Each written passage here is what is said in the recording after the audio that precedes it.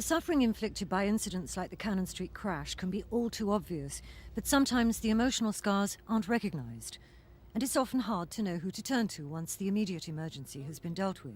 Good afternoon, Information Coordination, can I help you? The Law Society have reopened their disaster coordination service set up after the Zeebrugge ferry disaster. A team of 5 take calls from people needing legal advice and put them in touch with solicitors. They also keep a register of solicitors who've been instructed to act for victims.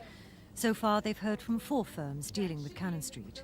We keep their names and details on a register, and then we can make that list available to other solicitors that become instructed at a later date.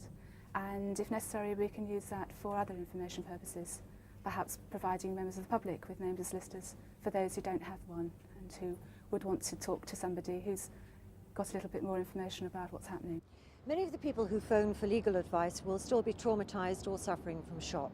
They'll be referred to the Victim Support Unit at Guy's Hospital or here at Barts. Good afternoon, Cannon Street Counselling Service. Can I help you? Like the Law Society, they've helped in the aftermath of King's Cross, Clapham, all the major disasters. Barts have a team of 20 experienced counsellors. Individual and group sessions are on offer, either at the hospitals or through social services. It's very important because symptoms of stress are extremely common after such an accident has happened at Cannon Street Station. Probably the majority of people will be having symptoms at the moment of stress. What kind of symptoms will they be having? Most commonly, trouble sleeping and nightmares. But on the emotional side, they'll be feeling rather numb initially, then feeling rather worried, and then later on they'll be feeling rather angry and guilty.